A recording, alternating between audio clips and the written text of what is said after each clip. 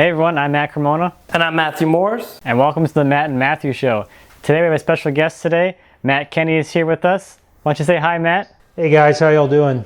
Matt, thank you so much for being with us today. I know it took a little bit of work, but I think it's going to be definitely worth it today. You just got back from AWFS. Have you recovered from your flight, your jet lag? Yeah, I was in Vegas all last week, and fortunately I didn't really suffer from jet lag, but maybe from Vegas lag or something like that, because that was a rough trip. That was just, I don't know, have y'all been to Las Vegas before? I have not. Yeah, well, I'm only a 4-hour drive. Oh, yeah, so yeah. You probably go there every weekend, right? About 4 or 5 times a year. Well, I've been there once, and I think that's enough for me. But it was the AWFS was a good show. But I'm back. I'm ready. Thank you so much for being with us today, as we said earlier. And I'm really looking forward to learning about your woodworking today. I know Matt is as well. So I guess that's where the first question is going to come from: is when did you start woodworking? Well, I guess I started building furniture about 15 years ago. Around 2000, it was my second year of grad school, and I built my wife a sort of a big box to keep her gardening supplies in as we moved from apartment to apartment. I made that in the attic above the duplex that we lived in with about 3 tools, and it just sort of hooked me there, and I began building more and more. And I always in an apartment down in Columbia, South Carolina. So that's when I really started to make furniture. But I've been building things my whole life, really. My dad is a contractor, or was a contractor. He's retired now, down in Florida. So I grew up, helping around the house, building a shed with my dad. We built tree forts. When I was older, in my teens, we started to build skate ramps, whether it was a street ramp to jump off of, or half pipes, or what have you. So I've sort of been building things my entire life, I guess. All right. Now, did you do any traditional classes, any schools, or? I took one class when I first started working woodworking. That probably was around 2003, I think. But I was very fortunate when I had finished my degree and I was teaching. There was a student, and when she had her second class with me, one day after class, she said, "Dr. Kenney, I notice you talk about woodworking all the time. Is that something that you do?" Because I would use woodworking as an example when discussing Socrates, but it makes sense because woodworking is a craft or a skill, and Socrates sees morality as a skill or a techne that you can acquire. But and I said, "Yeah, I do." And she said, "Well, my dad's a professional furniture maker, but he thinks he's a philosopher. Would you like to meet him?" So I said, "Sure," and he invited me out to his shop, which was about 30 or 40 miles from my house.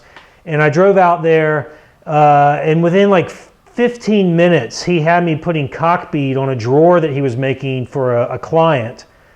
And he invited me back out to his shop, and he said, "Why don't you come back out and bring," he called it one of your fancy hand planes. He was talking about one of my Lie-Nielsen number 4. And so I took it out there, we sharpened it. He asked me, "Do you have somewhere to keep your tools?" And I said, "No, I don't." He said, "Well, why don't we make a tool cabinet?" So if you can see here behind me, this big walnut tool cabinet, that was what we made together. And he gave me all the lumber and all the hardware to make this, really it's a secretary of a tool cabinet, and I don't know, can you guys see that now? Yeah, so we made that together, and I kept going to his place for like two and a half years, and eventually, I sort of could use whatever machinery I wanted in a shop, and he would help. I would make stuff out in his shop. So so in a way, it wasn't a formal class, but it was really where I learned how to make real furniture. So I was very lucky to have met him. His name's Joe Mazurek, and he lives in Camden, South Carolina. So that's pretty awesome. I mean, the tool cabinet looks great. That was really nice of him to provide all that lumber and time for you too. It's kind of like you had an apprenticeship with him for that time. It was exactly, yeah. I was an apprentice in his shop, and I paid him back. I would help him deliver furniture. I would bake pastries, biscuits, and stuff, and take them out. He had a lot of older retired guys that would hang out around his shop, and every morning at break time, they would have coffee and like cookies or something. He called it the Ugly Men's Club, and they were, because they were all ugly, except for me, of course. So not only did I, get to spend time with Joe, but there were several other guys out there that I got to spend time with and meet and became their friends. So it was a great experience, and I was very fortunate because I know most folks don't have that opportunity. They either have to pay to go to school or they really never get any formal training at all. So I was just super fortunate, and it's really that time I spent in Joe's shop that made it possible for me to even get an interview at Fine Woodworking. Why do you say that? Well, because I understood woodworking. I understood furniture making by the time after 2 years, and really that's at the magazine. The most important thing is that you love furniture making and that you understand it. You can learn how to do photography. You can learn to edit. But you can't learn to love furniture making. You either love it or you don't. And if you don't love it, it's the worst job in the world. But if you love it, it's the greatest job in the world. Except for maybe being a full-time furniture maker. I think that would be pretty awesome too. But so I think that my passion for furniture making, for the craft, and the knowledge that I had at the time was enough for me to get my foot in the door, because otherwise I had none of the requirements that they were looking for. No journalism training, no photography, no experience in the magazine business. I just had that love for making furniture and an understanding, at least a basic understanding of how to make furniture. So Matt, why don't you tell our viewers exactly who you are and why you are on this show and you're so important. I hear you're involved with this magazine right here. I actually took the picture you're holding up. Yeah. That's my friend Kelly Dutton on the cover. He's a great guy. He lives not too far from me. So I'm Matt Kenney. I can answer that question. I'm a senior editor at Fine Woodworking magazine, and I've been working there for about 7.5, almost 8 years now. And I also am one of the regular hosts of our podcast called Shop Talk Live. And I do a lot of video work for the magazine, as in front of the camera, what they call talent, but only loosely. And I've written a lot of articles for the magazine as well. And I'm on Twitter, and I've only been on Instagram for a little while, but I'm on Instagram now. So I guess people might know me, most likely they know me from the magazine. I don't know why you guys thought I should be on your show. I don't know if I'm deserving, but I appreciate the invitation. And what else did you ask me? Why am I important? I'm really not important, but I guess if for any reason I'm important, it's because I'm a father of 2. Obviously, you spent a lot of time, as this mentorship. So, do you think that's when really your woodworking skills accelerated, or do you think that when you started working for the magazine and you started actually going out and spending time with all these other woodworkers, that helped your woodworking as well? Well, It's really both. I mean, Joe, who I spent a lot of time in his shop, he taught me how to make furniture, and he really improved my skills tremendously. It was phenomenal. So when I started at the magazine, I already was a pretty solid woodworker or furniture maker, if I can say that without being too arrogant.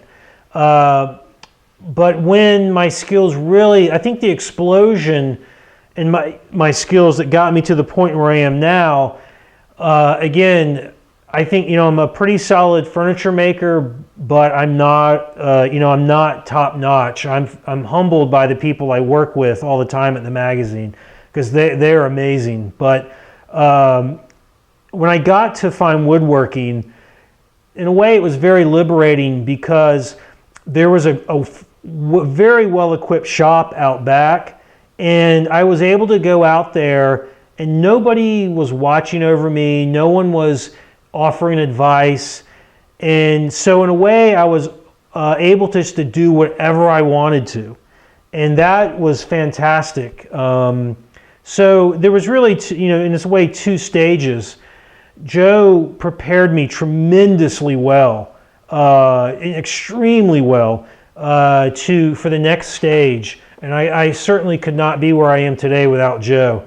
But when I got to the magazine, I was able to really, more than just improve my skill, I was able to begin to take risks in terms of design and aesthetics. And I was able to think, well, I think I'd like to make that. Let me go out and figure out for myself how to make it. And so that really helped. But also, as you mentioned, every article that I edit is in a way a one-on-one class with a really accomplished furniture maker. So a lot of times when I edit an article, I go out into the shop and try out that technique or the critical techniques for making a piece of furniture myself. And so I'm always learning at the magazine. So it's been it's like a 7-year furniture making course for me so far, where I'm constantly learning, and I get out into the shop as much as possible.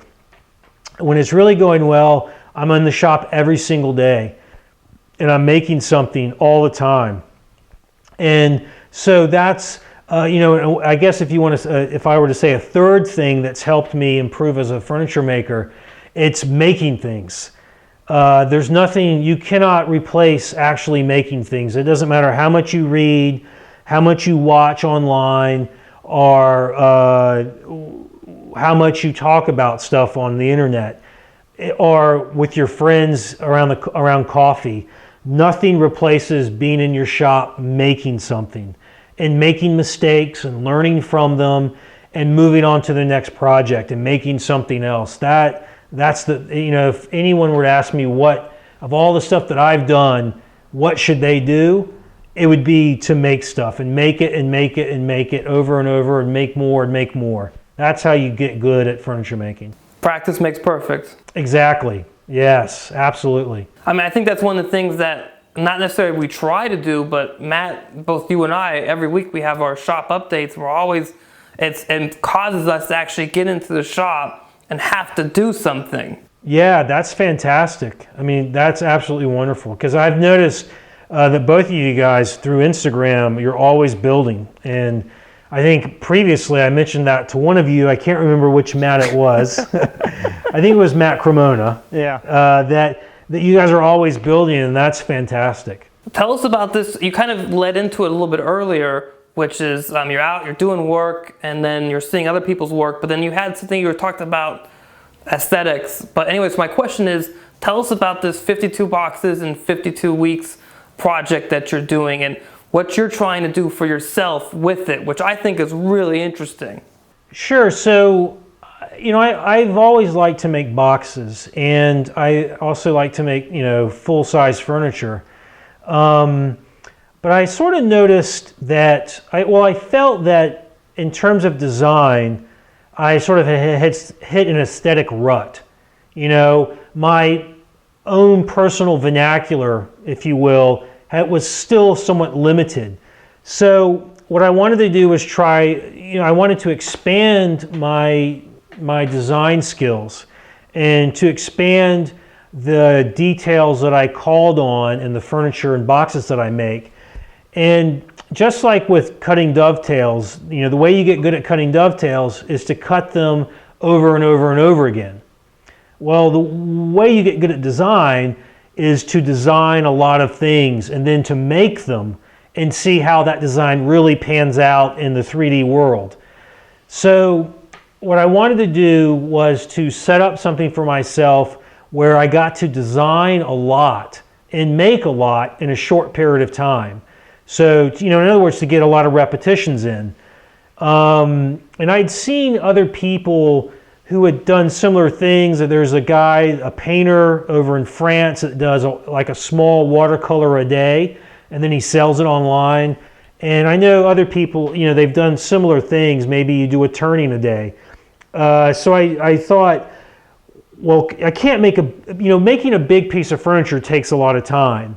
And so I wouldn't get a lot of design reps in. But I knew making a box is something, sometimes I can actually make a box in a few hours. So I thought it was doable to design and make a box on average one a week. And so I didn't want to pin myself to one per week every week. So I said 52 in 52 weeks, which that means I could make 4 1 week or maybe 1 over 2 weeks. And as long as I got those 52 done in 52 weeks, I would be okay. And the goal there is really, it's just to design, and make, and to push myself into new areas of design that I haven't been to before. So really it's a design challenge for me, but also I know that it'll help me improve my woodworking skills as well. And really it has already. I've tried techniques that I haven't done before, and I've finessed things like how to cut a miter. I've improved my ability to cut a miter even more. And actually I've started to turn better because I've been doing some turnings. That's something I turned just this afternoon. And it's the perfect thing to hold my iPhone, which is showing me Matthew Morris. But that's going to end up being a little box, a covered box. And it also, the other thing it's done is help me see inspiration in more places. So for example, that little turned box I just held up, the inspiration for that came really from 2 places. One is from a book called The Unknown Craftsman, which is about Korean and Japanese aesthetics. And it shows a lot of little ceramic rice bowls and tea cups.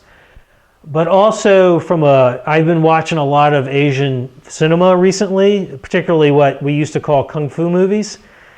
So I was watching one called Shaolin, and there was a scene where a general is drinking from a really pretty teacup that has a lid to it. And I was like, I want to make something like that. So I'm seeing inspiration now in many different places I didn't see it before.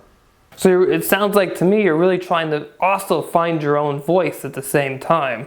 Yes, absolutely. I had sort of already started to develop my own voice as a designer.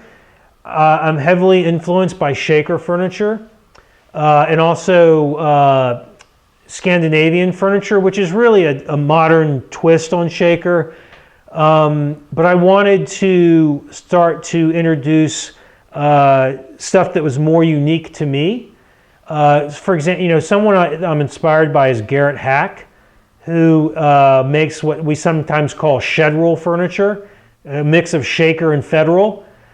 But there's also a lot about it that is uniquely Garrett. And when you see his furniture, I can instantly recognize it as his, even though it's really grounded in classic design. So I wanted to push myself towards that, to have furniture that, even though it's recognizably Shaker or mid-century modern, is distinctly something that's mine. Not that I'm there yet, but I'm pushing myself towards there. So after this 52 weeks, Do you think you're going to want to make any more boxes for a while, or you're going to be all boxed out? And if you're going to be all boxed out, what's next? You got any big project plans for the next big thing? Well, I'll definitely still make boxes because I'm sure that I won't run out of ideas. Like 52 boxes won't exhaust all my ideas. I don't think I'll try to make, average one a week, but I'll definitely continue to make them. But also, I think after that, I'm sort of kicking around the idea of doing something like one wall cabinet a month for 12 months. Which I think would be kind of fun. It wouldn't be as immediate, which might kind of suck, but I still think it would be fun.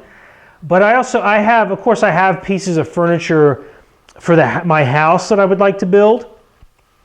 And so I'm sure if I stop making boxes as quickly as I am now, what I'll do is just work in more full-size furniture. But I'm part of, also what I decided when I decided to do this was that, there was part of me was always torn in that I love to make boxes, but at work I get a little ribbing about making boxes because, it's not real furniture. But part of me wanted to do this because I just said, I don't care anymore. This is what I love to do, so I'm going to do it. So I might just keep making boxes and just be a box maker, and that'll be okay. But something else I want to explore, which boxes help me to some extent, but one of the things I really admire about Garrett Hack's furniture is how delicate it is. He really pushes the limits on how thin and delicate parts can be.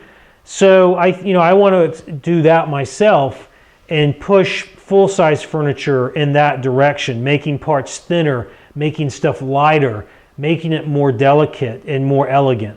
So I could see taking up that type of challenge as well. So besides the boxes, what's the favorite thing for you've ever built so far in your woodworking career? So other than a box, because I guess what I think,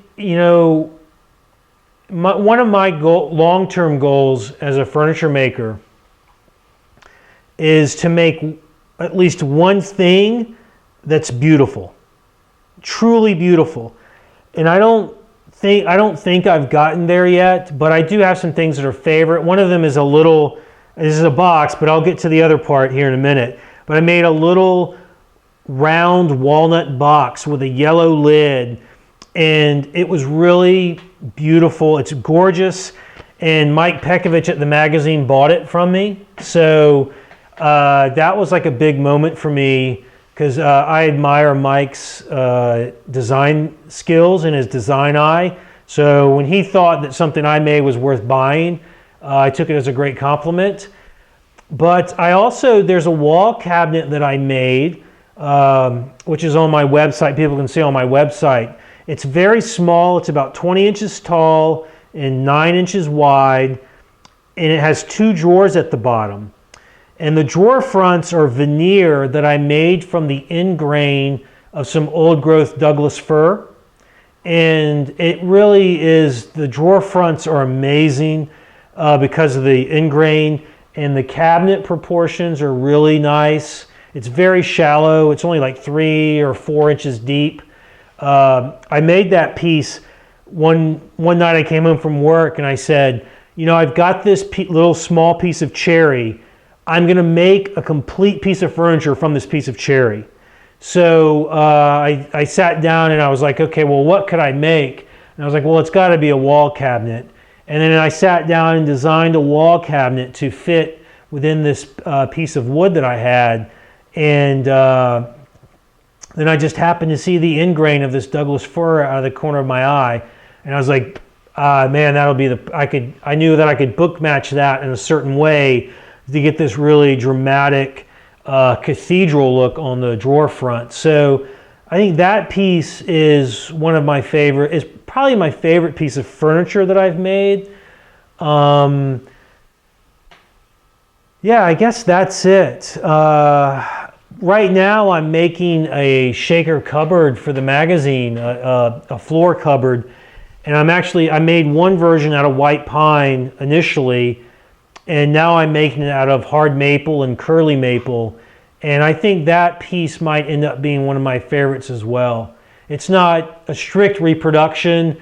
I introduced some things of it to it myself, but I think that might end up, and that's going to be in the magazine later this year. So I think that might be one of my favorites eventually. So Matt, one question I think we ask everyone that's been on the show so far is, what's one piece of advice you give a younger version of yourself? As a philosophy student, even in my 20s, I always knew that you only live once, so you better have fun. Because you don't get to go back and try it again. So I think if I could give, but in reality, advice that I would give to myself, I think that I would have, when I was in high school, I had in the back of my head that I wanted to be an architect. So when 10th grade, I started taking drafting, and I took 2 years of drafting and 1 year of architecture. But right across the hall from that room was the shop class. And I think I would go back now and tell my high school self to take shop class. Because I think that if I had known then how much I love to make furniture, that honestly, I might not have gone to college. I might have gone into somewhere like the College of the Redwoods or North Bennett Street School. And I think, if I had been younger, I might have been, when you're young, you can afford to be poor. And so I could have taken 3 or 4, 5, 7, 8 years to develop and establish a custom furniture business. That's a lot harder to do when you've already got 2 kids. So I think I might have told myself to take shop class when I was in high school rather than drafting in architecture. But in the end, I ended up in the same place. So, I don't know. I don't know if I would have changed anything. Matt, you seem to be, as of most of the people we see at Fine Woodworking, you're really the only one that's out there in any type of social media a lot. Interacting on Twitter and Instagram, now that you're newer, you've spent some time on Instagram, do you think that's really, that getting out into the woodworking community that way has helped your work? Or what have you gotten from that interaction? Well, first, I'm the only one at the magazine that does social media because I'm the only one that knows how to work a computer. Most of them are old and they don't even have cell phones. No, that's not true. Actually, a lot of the guys at the magazine, like Mike Pekovich, our art director, is very aware of what's going on in social media and podcasts and things like that. He's just not as outgoing as I am, I guess. But being on social media, I think you asked me, has it helped me personally in the shop? Is that what you asked me? Well, that as well as just what's your interaction? I mean, have you seen other inspiration from other people and said, oh, that looks really cool, I should try that one time, or answered someone's question if they put a picture up? And just for you, how has being a part of the online social media woodworking community benefited you, or what have you gained from that? Well, I really enjoy interacting with other furniture makers. And I also know that, every day when I go to work, I'm surrounded by other people who love to make furniture. So at lunchtime, we talk about making furniture. And we talk about that throughout the day. We're always, it's what we do all day long. And I know that most folks out there don't have that in their day-to-day life. And a big part of what fuels, at least I think, a big part of what fuels, the woodworking community on Twitter and on Instagram and on internet forums is that desire to share with other people who have the same interest, the same passion you do.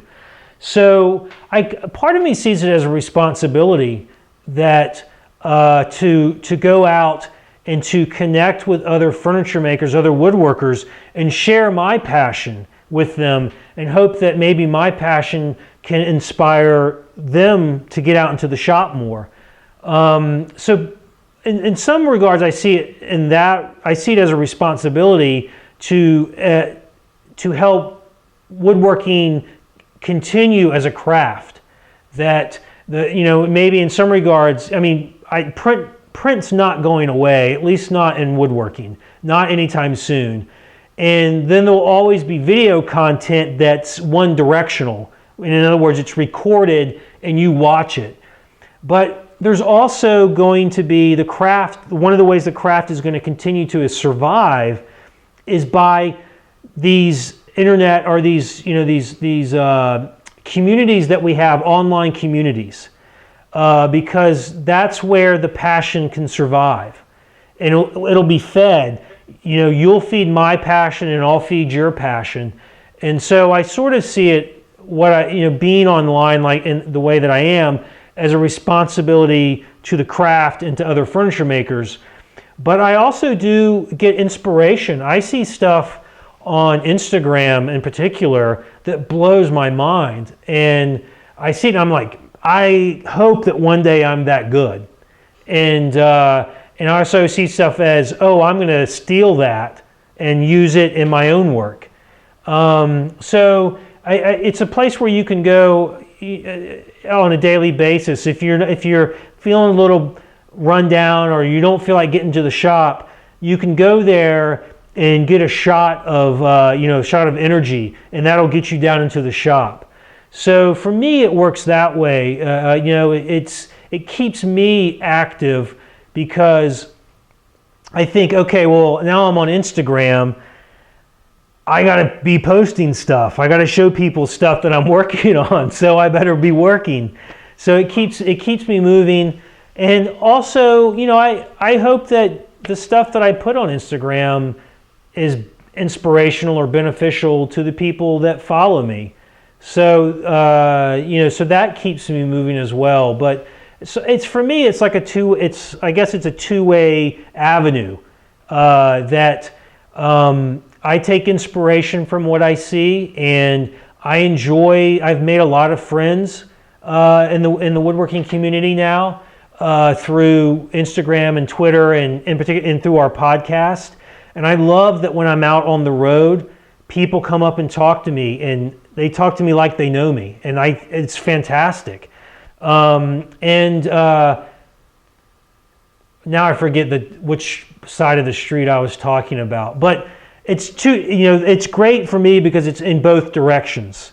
That's what I like. I think a lot of people maybe go online and they just lurk, and that's unfortunate, because there's a lot to be gained by opening yourself up and sharing what you do. And I think that you'll gain even more inspiration if you do that. I don't know if that answers your question or not. No, absolutely. You asked me about apple pie, right? And I was talking about the internet. Pecan pie, but yes. Pecan pie. Yes, pecan. Yeah, it's not, a pecan's what you keep under your bed in the winter. Either way, they taste good. Right. The thing I always tell people when I meet them is I always encourage people to make more. That's, what I my message is always, because a lot of, people will say to me, the stuff you make is beautiful, or, you're a really good woodworker, blah, blah, blah, all that kind of stuff. And I always just say, all I do is make stuff, and I make it, and I make, and I make, and I make, and that's all you got to do. You got to get out there, don't be afraid to mess up. Messing up is wonderful. Mistakes are wonderful, and that's where we learn. So just get out there and do it, and make stuff. That's what's important. The same thing for Matt and me. We see each other doing stuff in the shop. It's from Instagram, or if we're talking online, or whatever it is. But just get out there and just build, because you're not going to learn unless you do it. And it's okay if you screw up, remake the part, or fix it. It's a lot. Once you learn how to fix your mistakes, then you're really starting to jump to another level. Yeah, learning to fix your mistakes is that next level up. And then the level after that is learning not to make the mistake in the first place. But everyone makes mistakes. I still make mistakes quite a bit, So not everything turns out the way I planned, but it still turns out pretty nicely most of the time. So, that's what this. Yeah, that's the thing. Get out and make things. Make it, and if it's really bad, burn it in the stove in the winter. No one knows but you, right? So what's the big deal? So Matt, before we go, I just want to tell you that I absolutely love your podcast. Just so you know, you and the other guys. I mean, it's not just you, but all of you guys. I really do enjoy it, and I do miss the sound effects from like episode 1 because they were hilarious. You might be the only one that misses. You and Ed are the only ones that miss the sound effects. I feel for Ed personally every single episode because I know he's holding back. Yeah, Ed. Ed's fantastic, and it's always fun to go in there with Mike and Ed and record the podcast. That's how we are. Well, it's a cleaned up version of how we are every day in the office. So I appreciate that you listen, and it's really taken us by surprise, the response that we get to the podcast. I mean, when I go to a Lee Nielsen open house or at AWFS, people were walking up and telling me how much they love the podcast. And for us, it's just us sitting around talking. So, we're thrilled that people are finding it useful and entertaining. Oh, it's incredibly entertaining. Yeah, and the latest issue, I think you guys have 45. It was written that you guys have 45,000 downloads a month. I think that's right. It's like 45 to 50,000 downloads a month.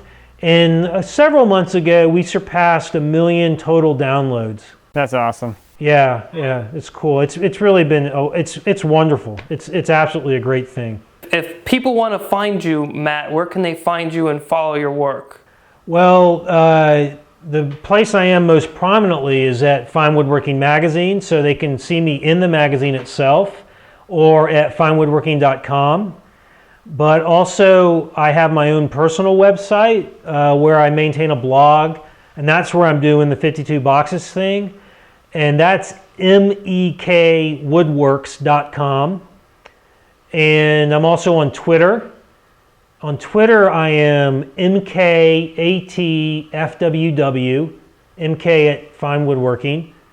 And then on Instagram, I am Kenney.Matt on Instagram. So those are all the places I am. Yep. And, that's it, I guess. I don't think I'm anywhere else. I don't remember being anywhere else. So as always, guys, please subscribe to the channel. We really appreciate it. Share it with your friends. And until next time, we'll see you in 2 weeks. Thanks for having me, guys. Thanks, Matt. Thank you.